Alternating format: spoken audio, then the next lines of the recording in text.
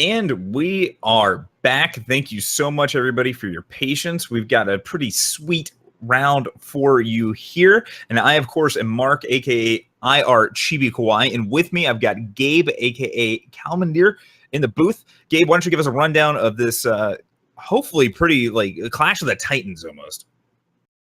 Sure, yeah, we've got two big metagame staples here facing off. We've got Argenport midrange with a little bit of spice with Tranquil Scholar and a couple different card choices.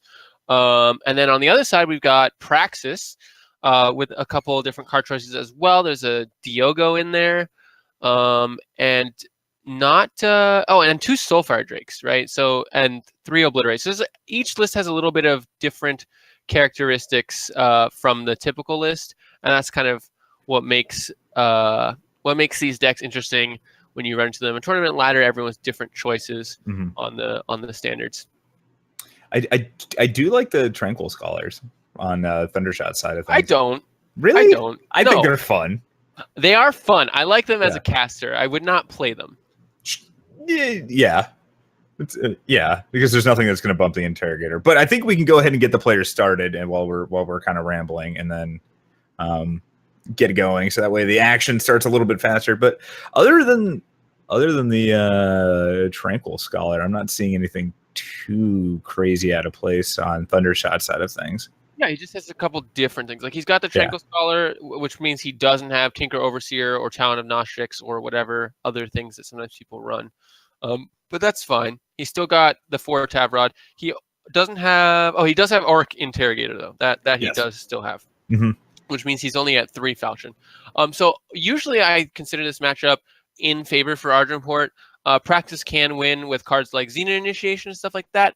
But Komodo, 0 copies of Zenith Initiation in the main board, and only 3 copies of Obliterate in the main board. So it's going to be pretty tough for him to answer really any threats. And Argenport is very good at punishing that kind of stuff. And this is actually pretty big. So this Tranquil Scholar got revenge, and the revenge ended up going on the Auric Interrogator. Granted, Thundershot has the answer for this Sandstorm Titan, so we're gonna get off to see. Oh, I think he's just not very concerned about his life total, so he just wants to play his power more efficiently, then annihilate it once he can attack. Or maybe even just play the Bloodletter, because the Sandstorm Titan will not be able to block that, and then he'll just draw a card off that. However, I'm a little curious because there's Soulfire Drake is in hand for Komodo, not playing that. Now, granted, yes, flying is lost because of the Sandstorm Titan here, but like this early in the game to give all of your units in your deck flying and or charge seems good. I don't know. Yeah, it's also really power inefficient. So I don't know. I would even just play it just as a blocker. Like I'm inclined to agree with you there. It seems really inefficient because Praxis is going to be probably drawing a lot of big dudes for the rest of the game, and not having being able to play 2 cards in a turn, very unlikely. So getting any cards you can out of your hand is usually pretty good. Yeah. Yeah, and I guess like maybe they were just because both of the units on the board that would have been traded with would have had vengeance, like has revenge, so they would have been coming back. But like I don't know if that's a good enough excuse either. But we are going to see an attack in here for 9, 7 of which is gaining some lifesteal. So Thundershot going to go up to 28, and then at the end of turn draw another card. And thanks to that lifesteal again, life total does not change. Doesn't have to worry about going down to 27. Yeah, and this Tranquil Scholar, almost a strictly better Tinker Overseer. I mean, technically, Tinker Overseer still gets +1/+1 from Runehammer, but I mean, giving Interrogator flying, not a bad deal. No, not at all. Slay's going to come down on our Crimson Firemaw. Goodbye, Firemaw. You thought you were going to be so much better than you actively are. Go ahead and attack in. I like the A space there. Forced to chump the Auric Interrogator, otherwise it would have been dead, so that is another 2 free points of damage in from the Tranquil Scholar that was on the floor. Yeah, basically. And so, yeah, it's just too much, too fast for this Praxis deck that doesn't have, that is really focused on the ramp in the late game and doesn't have as much answers to this early game threats. And that's kind of how I thought the match would go. I thought there would be a little more Bart or a little more impending doom involved, but was not needed. Evasion, not really that needed when you only have, one or two threats, and Thundershot, Argent Port, solid removal in that faction. Very, very true. So what do we think is going to happen with sideboards here? So taking a look at the sideboard, Komodo has a lot of tools to bring in, right? Praxis Displacer is great against any weapons, right? The weapons go right to the void, and the units have to be played again without weapons on them. Xena Initiation, great. Removes Aegis units and just generally decent removal when you have a bunch of big dudes, and great on a Dawnwalker. Purify is okay. It answers a couple things, but doesn't answer stuff with weapons. So I'm not sure if that comes in. I think that might be more for Stone Scar. Yeah. Predatory Connoisseur is honestly not that. It's definitely better than Mystic Ascendant. That's another thing I missed. So Komodo playing for Heart of the Vault, not playing any Predatory Connoisseur in the main board. Instead playing Mystic Ascendants, which I think hurts him a lot. So I expect to see those come in over Mystic Ascendants almost certainly. Yep. So the first thing that Komodo cut were those Mystic Ascendants, and the Praxis Displacers were immediately put in. Yeah, and I think that seems about correct. I would like to see the Carnosaurs over maybe the Soulfire Drakes, or definitely Diogo. I don't think Diogo's doing great. So Purify coming. Yeah, all 4 Purifies coming in. Only 2 of the Displacers. I kind of like all 4 Displacers coming in. I'm with you over those Purifies.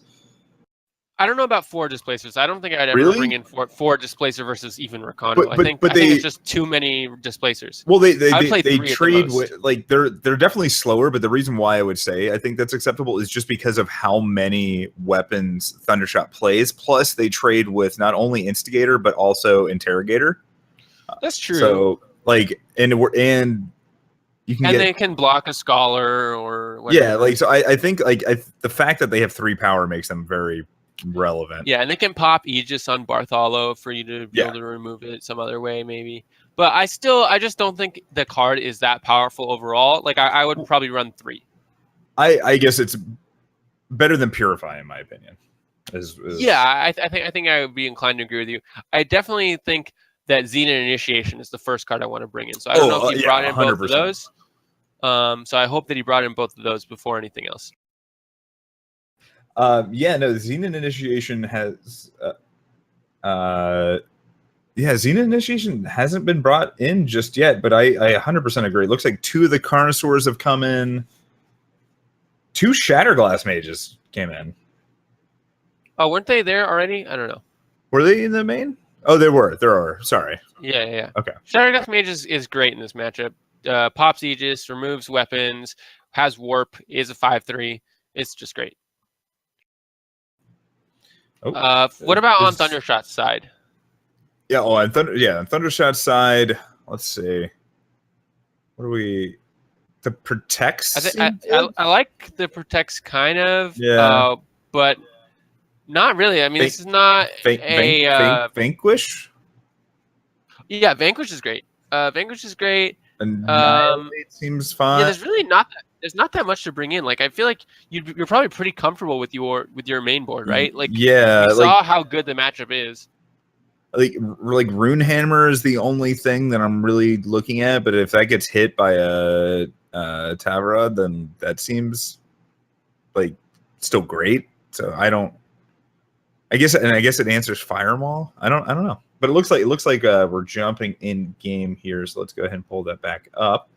I honestly wouldn't be opposed to even bringing in a couple Sabotagers over the Runehammers, because used at the right time, they could be pretty powerful. But definitely not. This is not Armory, so there's definitely not the matchup you really want them in. So it's just like, I mean, there's a lot of. I mean, it's not Armory, but there's still a lot of weapons. Yeah, well, it's just if you get a Xena Initiation with Sabotage, you're pretty happy. Which we don't even know if Komodo actually brought in these Xena Initiations. I question whether Komodo actually did. So this hand looks a little bit better on the side of Thundershot. Yeah. And then this hand looks a lot better than the last game on the side of Komodo as well. So this could be interesting. Yeah, it'll be a turn to Temple Scribe for Komodo. But Thundershot is on the play, which is important here because he has the 2-drop, the 3-drop, another 2-drop, and a Tavrod. And so if he plays all that on time, it's going to be a big deal. Yeah. So what 2-drop do you play here? This is like an embarrassment of riches. Yeah, that's. Yeah, I lean towards Instigator as well. However, like Vara's favorite could potentially be fine too, just to make sure that you get to play your Arc Interrogator. But this way, you're getting a little extra value being able to clear out that Temple Scribe. I have no idea when the right time to play Tranquil Scholar is. What is? I mean, I just don't understand that card. Next turn when you can play both of them and then double pump your rod. Sure. Well, I mean, you got to see what you're going to get first. So here, oh wow, okay. So that Dawnwalker is actually huge for Komodo because that's going to make this, that's going to make Fire Maw a lot stronger of a play next turn. And it's just going to give him a lot more time to play out Diogo and this Carnosaur. So I'm actually feeling pretty good until this Tavrod comes down. Yeah, so Thundershot definitely needs to play that other power and then the second Tranquil Scholar, right? I guess they're determining what they want to put Revenge on. I feel like I think they're just talking about something. I'm not sure. Oh, okay. I was like, Tavrod seems to be the one where you want Revenge to be put on. I think they were giggling about the revenge, getting revenge. So I guess he put Revenge on the Tranquil Scholar so as not to get Revenge on Tranquil Scholar. Yes. Okay. I'm fine. I guess that then you get 2 more activations of Tranquil Scholar this way, which seems like reasonable. Oh, there's a Bard off the top though. Do we have a good answer on Komodo's side? Komodo actually does have an answer. It requires the Initiative of the Sands and the Time Sigil to be played next turn. But we'll be able to answer that Bard. However, Bart will potentially trade. Oh, okay. All right. There's the Initiate. Boom. All right, so Komodo is going to be able to answer this Bart, but the Bart will be able to kill that Predatory Connoisseur that's in Komodo's hand, assuming that this Falchion is actually played onto the Bart. Yeah, I mean, potentially, that might be what Thundershot's going to do. He's going to set up for the Tavrod next turn instead. Okay. Which is completely reasonable. So this is just really difficult for practice in this matchup, right? Bart is really difficult for them to deal with. Tavrod is really difficult for them to deal with. And Interrogator can keep up in card advantage with Heart of the Vault and things like that. So, and also just all the life gain makes a lot of what Praxis is trying to do a lot less impressive. Yes. Oh, so, 100%. Yeah, I'm not sure how this is going to go as we move on. But yeah, go ahead. Oh, I was just going to say, so this is going to be interesting. I was curious to see what they were going to do, given that Shatterglass Mage was sitting on the top of the deck, whether they're going to allow that to get reduced in cost with the Crimson Firemaw, or if they would try to play it in order to hit a different card. Yeah, that's a good question. I think there was definitely... I think because he couldn't play the Carnosaur and the Shatterglass Mage in the same turn, it wasn't super important to actually reduce the cost. So... if Thundershot was going to take this line, I would have rather them have done it last turn, because they, the Interrogator did absolutely nothing. The Vara's Favor did absolutely nothing there. They still didn't play the Tavrod this turn.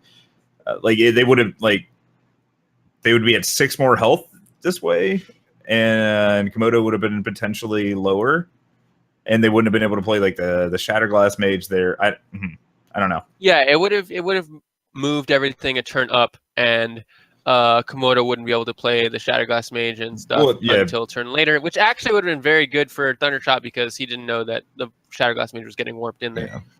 All right, well, there we go. The Tranquil Scholar being put back on top of the deck. Ooh, all right, all right, little bit of bouncy bounce on the Interrogator, and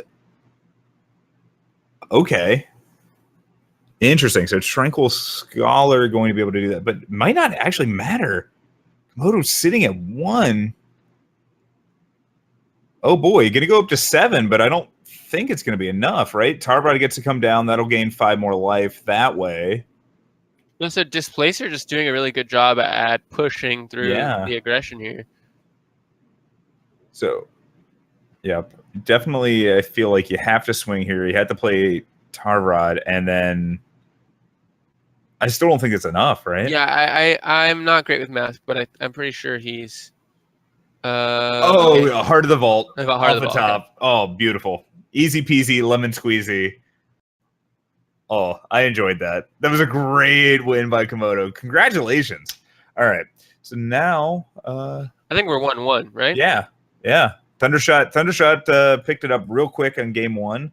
And then Komodo, sealing it up right there. We'll see if there's going to be any more boarding.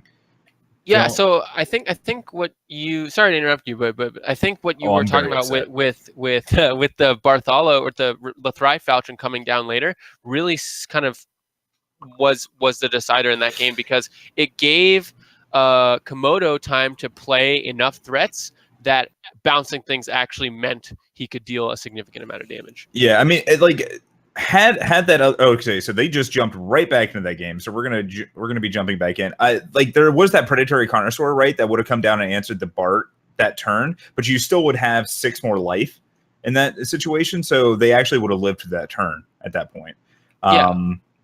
Yeah, and like the Shatterglass Mage at that point would have been the thing that got reduced in cost, which would have been a lot better than that Obliterate getting reduced in cost. There's a lot of things, but it looks like Thundershot swinging heavy, coming right out of the gate with an Instigator into a Bloodletter, going all the way up to 31. However, now I'm gonna have to put the brakes on maybe a little bit because of the Sandstorm Titan. And the 6/6 being a great blocker, he says no, just gonna slay that bad boy and get in for 6. Yeah, so he's got a couple options here. He's got Annihilate, Slay, or even just going for the attack. If the block happens, whatever. If it doesn't, then okay, he's going for Slay, which I think is... Yeah, I think you attack first. Definitely. I think I use Annihilate, honestly, over Slay. Well, there's not a lot of you're missing out on hitting Heart of the Vault at that point, and I'd rather have an Annihilate for a Carnosaur coming down. Okay, that's fair. Yeah. I feel like the fast spell nature of the Annihilate's much more important. Vanquish, that's not a bad draw. So here I 200% like attacking, get some double blocks in there, and then Annihilate instead. I mean, like this ultimately does the same thing, but it just means you're probably going to take 5 on the crackback. Oh, it hides the pause. It hides the pause is what it does. Oh, that is 100% true too. I'm at 26. If I'm Thundershot, I'm definitely attacking with the 6/6. Right? Yeah, I'm inclined to agree with you. Yeah, so there's not a lot of great answers on Komodo's side to this 6/6, other than Obliterate, and it's still not great. I guess like this way is like if you block and they have Torch, you force them to Torch on their turn instead of your turn. But yeah, you're not even a Yeah, so this is going to get answered by Torch Purify, which is pretty good for Komodo. And now Thundershot finally draws the 4th power, but it might be a little too late. He's got a lot of gas in the tank, though. So we'll see. Yeah. We'll see after this Titan gets annihilated. We'll see how the game goes.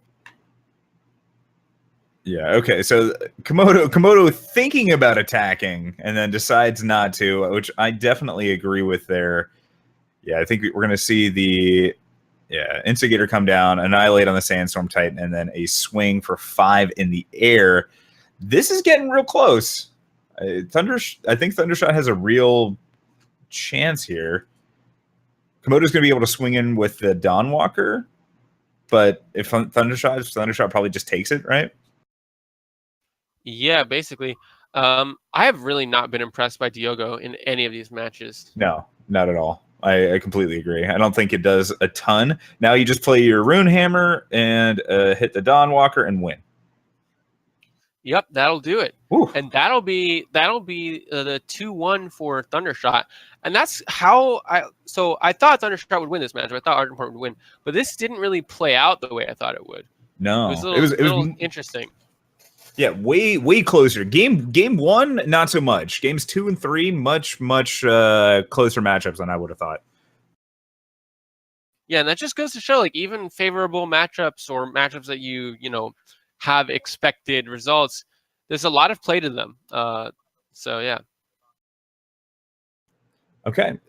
So yeah, but great job to both Thundershot and Komodo. Excellent games. It was a very fun match to watch. Doesn't sound like we have any backup matches.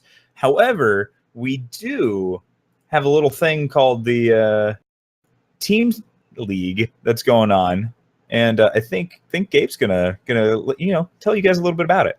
Should be good. Yeah. So we've actually started the Eternal Tournament Series Team League, which happens every Sunday, which will be happening this Sunday, tomorrow. So the Team League is a gathering, a league, if you would, of various teams in Eternal, like Owls and Dragons, which has players like Unearthly, and we have SPG, the team that I'm on, and then there's also Team Titans, which has a couple cool players, and Eternal Warcry as well. And so we have a 6 team league, and we play a Swiss that we've been doing. And it's really fun because you get to see a lot of the best players in the game all play together in an elimination style. You bring 3 decks, and we have that all through the morning and afternoon of Sunday. And so after the regular season, there's prizes, and then we go into a playoff after that. And that's going to be super exciting.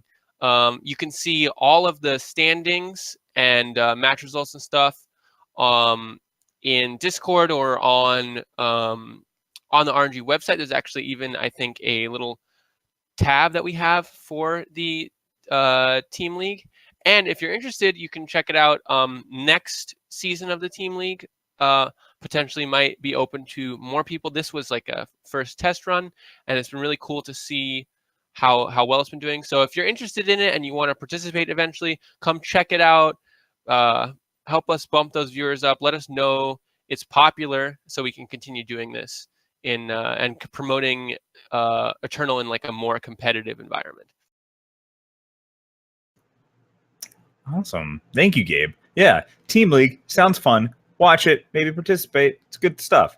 But yeah, so with that, I think we're gonna cut over to some VOD, and then we will be back for our 6th and final round before the top 8. So we'll be seeing all of you guys here soon. Yeah, see you then.